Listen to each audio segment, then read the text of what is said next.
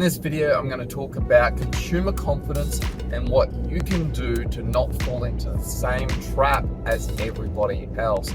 My name is Adam Panisi. I'm doing a couple of $100 million of my own property development deals. I've been doing property for over 12 years.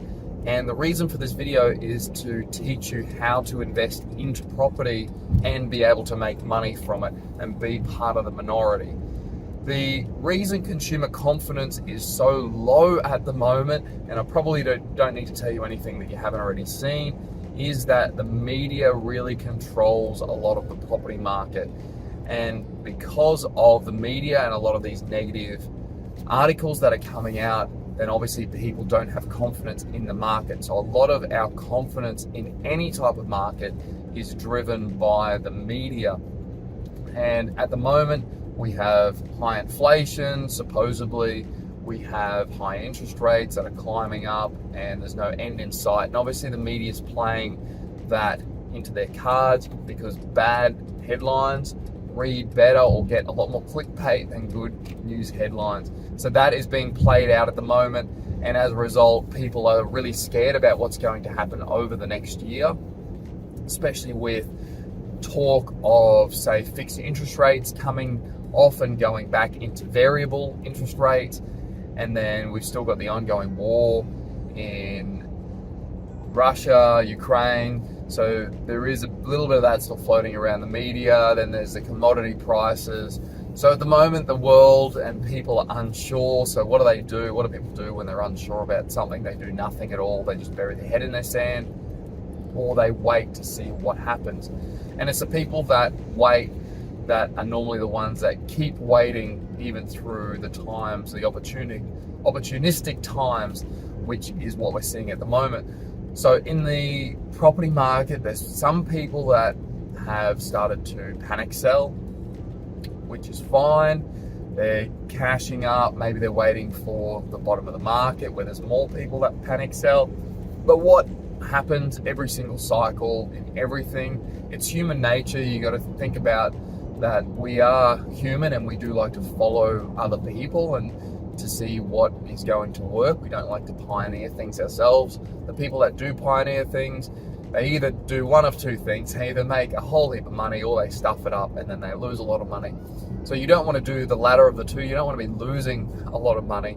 But if you have a look back through history, and history never repeats itself twice, and you shouldn't solely rely on history, but it does give you clues as to what may pan out into the future depending on the situation. So at the moment we're at extremely low consumer confidence, obviously because of high interest rates, because of the media is pumping stuff, and people are getting a bit scared and starting to panic sell at the moment. And we're also being squeezed. People are being squeezed and they're spending more money on their mortgage rather than spending it on lifestyle and all that stuff. So if you have a look back through history, have a look at COVID, where everybody was scared, nobody wanted to buy anything, and people like myself went and bought as much as we could, which was extremely difficult during the time because of finance. Finance was so restricted, so there was only a limited number of properties that I could buy, despite the fact that I had an inkling that the market was going to turn back the other way in some time. So myself and lots of other people bought as much as possible during COVID. So that was the last time our consumer confidence was so low. Our market cycles are so quick now. One, because the world is so interconnected now, and also our property markets in Australia are so interconnected. And because of the media, social media especially, is that news travels extremely fast. So our markets are so quick, but people seem to forget that COVID only happened a couple of years ago, where consumer confidence was so low. Nobody knew what was going to happen around the world. People were dying on the TV, so it was pretty dire straight. But our consumer confidence levels are supposedly at that same level. That's what they were back then. So it doesn't actually take long for people's confidence in the market to actually go from a high to a low. And the same thing happened after the GFC. I mean, the GFC was a pretty dramatic event with massive amounts being wiped off the share market, of property values, especially in the US. And definitely I had shares at that point, and a lot of their value got stripped and they were Australian shares. So yes, people were scared back then, we in the property market haven't really seen much of a downfall. Sure, there's been some markets that have come off by 20-30%.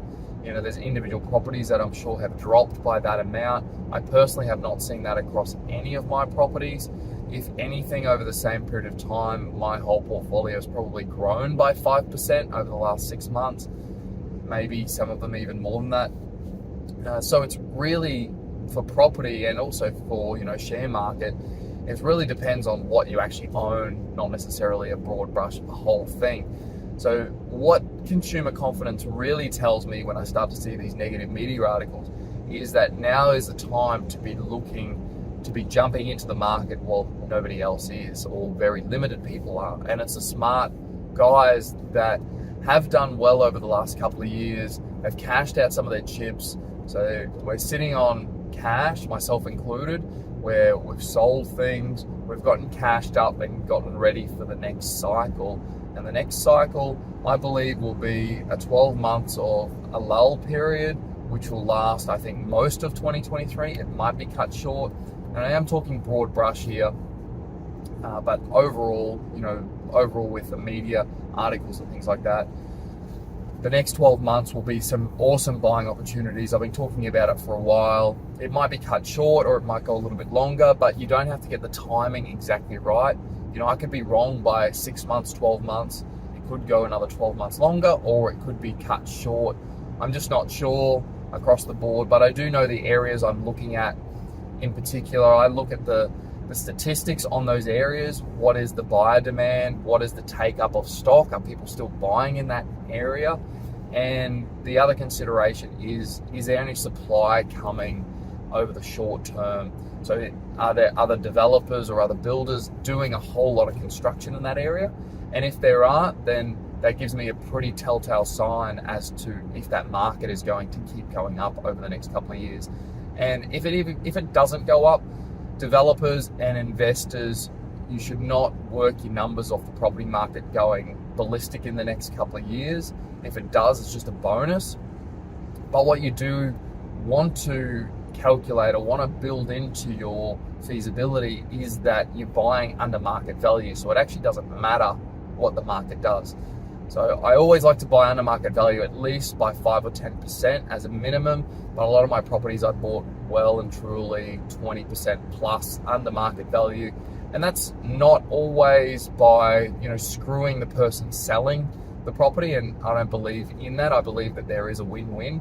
It's actually by seeing the true potential of a property. So buying a property where it has one particular use, say as a single house, and seeing it in a different light, in a different value, where it's either a quick renovation where you've bought under market value because nobody else wants to do the work, or I've bought a lot of development sites where the person selling it and the rest of the market sees it as a residential property to live in. I see it as a development property where I've purchased it and been able to purchase it well under market value. Some of my properties at 50% discount under market value because I see the development potential. So it has that value as a development site as being double what I paid for it.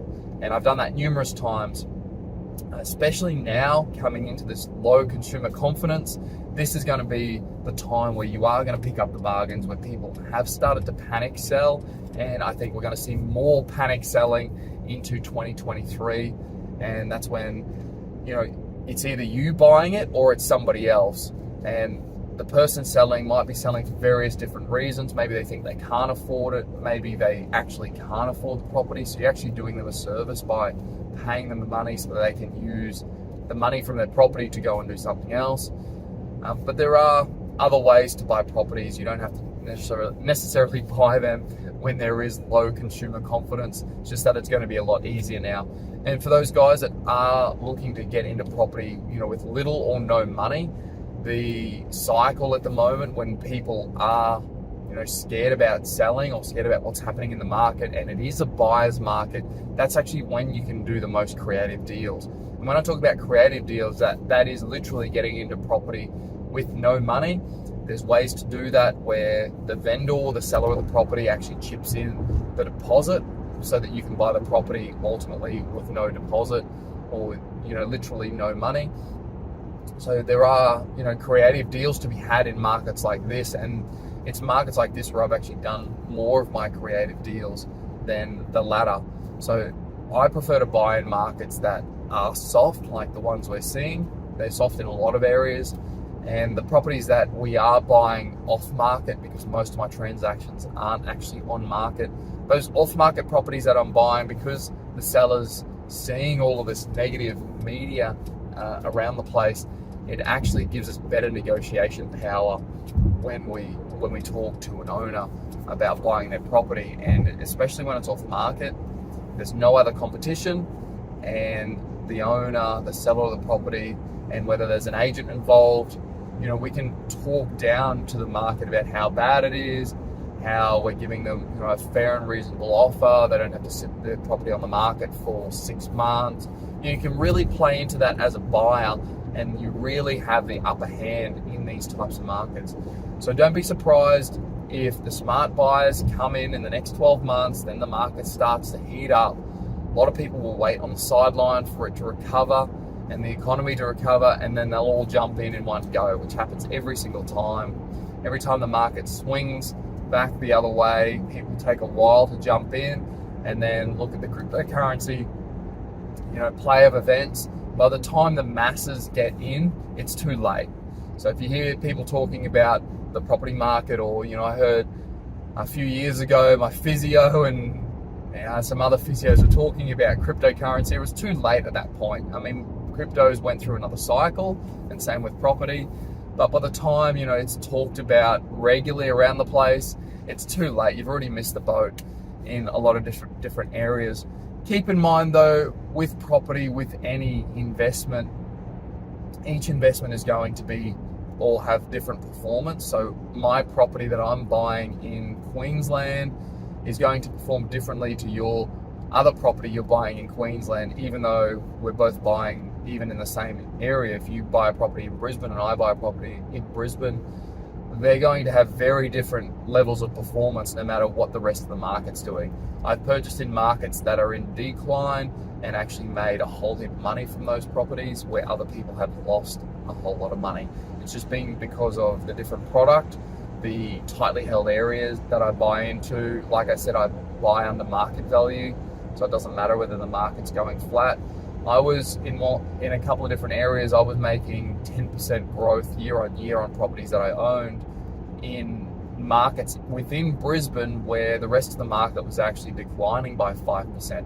So it's been no different for the last 12 months. I see media articles around how Brisbane and other southeast Queensland areas have declined in value by 5 or 10% in the last 6 months, and my properties have grown in value, like I mentioned before.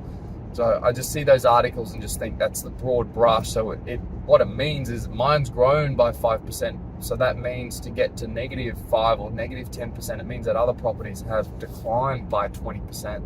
And the only reason they've declined is that there's too much supply, or that market just went silly with pricing, which I saw people just paying silly prices for things when there was fear of missing out.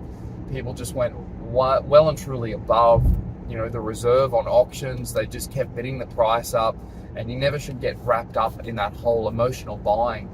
And I truly believe that if people have paid 10 or 20% over for something, well, of course they're going to lose that straight away as soon as the market turns, because once that FOMO gets wiped out of the market, then buyers are sitting back, and now they know it's a buyer's market, so now they know they can negotiate, they can wait longer, and if they don't get this property, they can just go and get something else because there's not as many buyers on the ground. So I hope that's really helped, and if you are looking at buying property in the next 12 months, just be out there looking for really great buying opportunities, especially. And if you can build in some instant equity, it's going to make your life a whole lot easier with building a passive property portfolio. Or if you are active, it's still going to make life a whole lot easier building that active portfolio, because the name of the game isn't just to park money into an asset that's losing money, as in negatively geared property. You want to be putting money into an asset that's going to be putting money or giving you money back, both in the short term and in the long term with capital growth. So good luck, and I hope you've gotten a lot out of that. If you have any questions, leave me a comment, and I'll see you on the next one.